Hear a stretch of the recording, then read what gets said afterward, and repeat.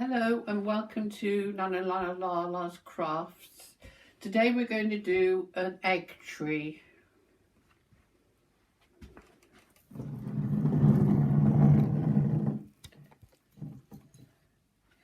So you need an egg. This is an ordinary size chicken's egg. This is a little bantam's egg, so you can get various sizes of eggs. And I hope you like scrambled egg, because in order to do this you have to make a hole with a sharp instrument,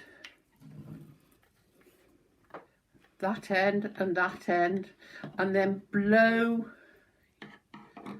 put your mouth around the one hole and blow all the contents, the white and the yolk of the egg, into a dish, and make sure that you've got it all out.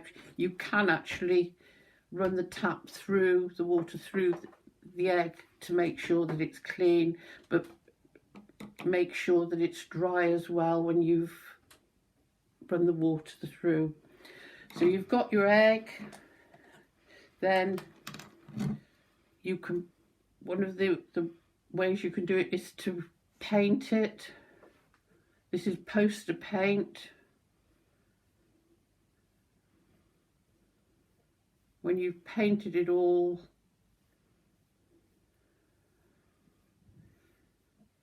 then you need to leave it to dry.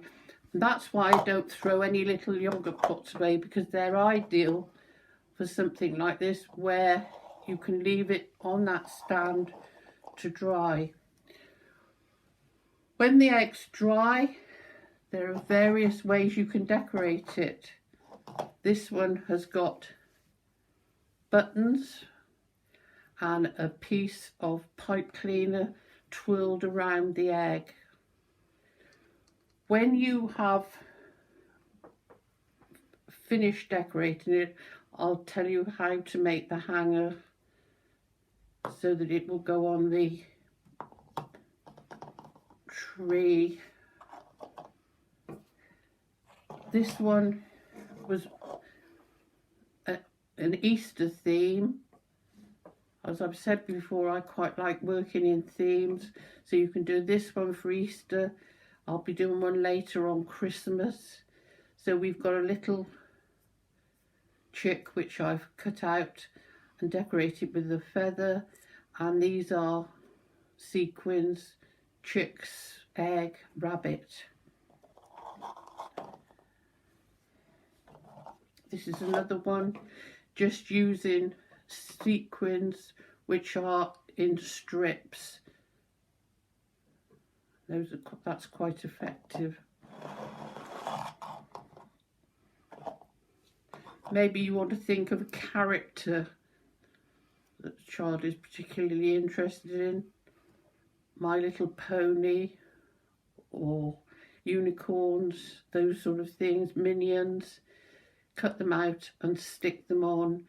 Some of them are sticky back, so they don't need gluing, but I use Yoo-hoo adhesive to stick anything that hasn't got a sticky back.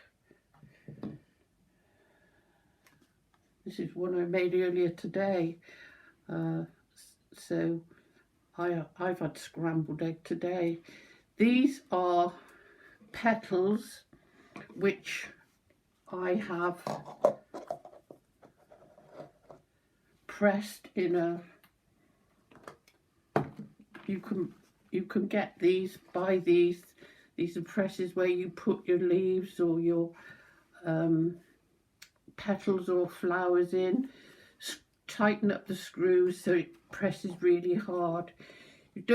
You can do this equally as well if you put the petals or whatever you're going to press between two pieces of card and stick it in between some books, and then pile the books up so that it's quite heavy.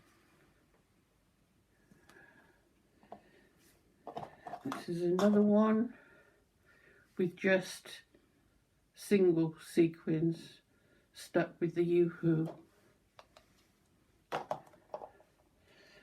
Another one is wool wound round the egg.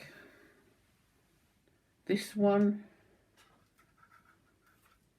you'll need to put some double-sided tape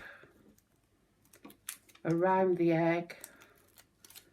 And double-sided tape is quite sticky, so you've got to be careful where you put your fingers. So when you've got the double-sided tape off, you then take your wool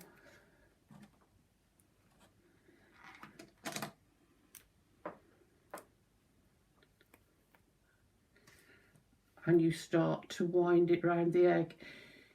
You might want to do it like I've done there, which is covering the whole egg, or you might want to zigzag it across in a random fashion. And this wool actually is ideal because you've got all different colours, which makes it more interesting. If you wanted to afterwards, you could put some sequins on or some buttons or anything else that you think might make it a little bit more interesting. So that's another one. You can also use these for emotions. These are sticky back foam faces which you peel off and then obviously stick on the egg.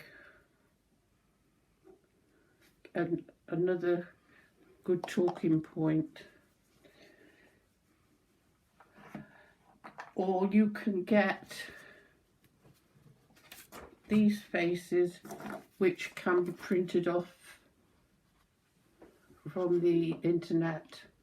Cut them out, paint the egg, cut them out the appropriate colour. In order to hang your egg, you'll need 2 buttons. One to cover up the bottom hole that's in your egg, and the other one you just thread some cotton through the button, stick it on the top of the egg where the other hole is, and when it's dry then you'll be able to hang it from the tree. So there are lots of different things that you can do to hang different kinds of eggs on your tree, and you can, as I say, use the seasons of the year, Christmas, Easter, Halloween, as a theme, so that your eggs are all very similar. Well, I hope you enjoy making these eggs. I hope you enjoy having scrambled egg as well. I look forward to seeing you at my next workshop. Please press the subscribe button, and please remember to message me, make comments and ask me any questions that you have, and request any further workshops that you would like.